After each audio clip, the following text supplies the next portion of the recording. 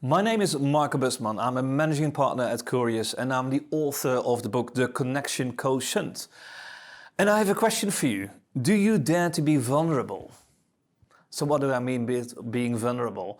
Do you dare next to bring in your IQ and show that you're successful and making the results and building the results and being strong and powerful when needed and making the tough decisions? Do you also dare to be the human being part? Do you dare to show up and also not knowing? Do you dare to say, like, if you don't know, I don't know? If someone comes over to you and although you're the manager and you're expected to have the answers, say like, sorry, I don't know. Or even if you messed up, to say, sorry, I messed up. I don't know, I messed up. So do you dare to show you in your beautiful strengths as well as in your weaknesses, in getting the results done or where you messed up? And that takes courage and that takes vulnerability. Now, being vulnerable, in my perspective, is a choice. It's something you can actually learn by doing it. But how do you learn? And how do you make that choice? Well, in order to share a little bit on how you make choices, I would love to bring you a story of an old Indian. It might be an old Indian or a female Indian. And this Indian is sitting next to the campfire. And as you know what Indians do next to the campfire, they tell stories. So this grandfather or grandmother is sitting there with the grandchildren and saying like, you know, everything in life is a choice. Either it's a conscious choice or an unconscious choice. And then, you know, when you make a choice, you know, there's always upsides and downsides. And in this story, he tells like, you know, what happens to make a choice? Within your head, there are two wolves, a black wolf and a white wolf, and they are fighting with each other. And the black wolf, oh sorry, let's start with the white wolf. The white wolf might say, again, on the topic of vulnerability, like, of course, be vulnerable. You know, the white wolf comes from possibilities and options. So the white wolf would actually fight for, be vulnerable and just share, because by doing so, you get more intimate reactions and more intimate relationships. And also, you know, it reveals like that you're just a person, which is absolutely okay. You'll be role modeling also and inviting others to show up in who they are.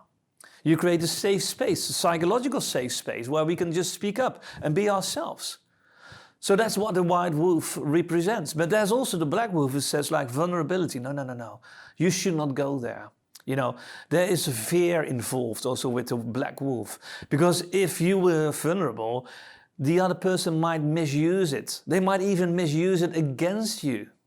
So you better stay safe, keep your mouth shut and just act and just be strong and just continue. So again, this grandfather or grandmother is telling this story, like how everything in life is a choice and that there's a white wolf and a black wolf and they're fighting with each other. By the way, the grandfather or the grandmother says like, it's not like you should always only listen to the white wolf. You know, the ones with options and possibilities and positive attitude here. Because sometimes it's wise to listen to the black wolf as well. For instance, if there would be a fire, since we're talking about campfires, there would be a fire in the room that you currently are in. You know, you could say, oh, that's interesting. You know, Marco is talking about this fire, this campfire, there's a fire in here.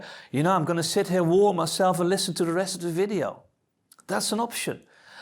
But in this case, it might also maybe be better to listen to the black wolf, where the black wolf coming from fear and from risk might say like, there's a fire, get out of the room, you know, get yourself safe. By the way, make sure there's all the others as well who are in the same building, that they are safe as well. So warn them, you know, and get the fire brigade here. So in this case, you might better listen to the black wolf. So the children, the grandchildren are listening and they're going like, they look up to the grandfather, grandmother, and they're like, as children can do. They can see the wolves fighting, the black wolf, the white wolf, and they're fighting. But then they ask, but grandfather, then who wins? You know, if they're fighting, who wins? And that's a good question. It's a fundamental question. So you have different thoughts. So what's the thought that wins? And the response is really simple. The response is the wolf that you feed. Because if you will feed one wolf, it can dominate the other. Because therefore, you know, they have more muscles, more endurance and so on, more strength. So, and it's the same with vulnerability. So if you think about, do you dare to be vulnerable? What are your thoughts about vulnerability? What is your white wolf and what is your black wolf saying and thinking about vulnerability? And which is the wolf that you are actually feeding? And what are you thinking about being vulnerable at the workplace? What are your thoughts? And what are the food that you put into the thoughts for the white wolf and for the black wolf? And which one will dominate? So again, what I would like you to take away from this short video is like everything in life is a choice. Either a conscious or an unconscious choice. And what if we would make it more conscious? What if we start noticing that around the topic, what is the white wolf and black wolf saying? And what is it that we're feeding here? Am I feeding the positivity, the options, or the negativity? And again, is that what you want as well? So in the book, The Connection Quotient, I will invite you to keep exploring, like, where are my thoughts? Where are my thoughts leading? And how do I balance both the IQ, EQ? How do I balance the white wolf and the black wolf? How do I balance the functional and the relational? And by doing so, what is the impact on the connection, either with myself, the other, the team, the organization, or the world?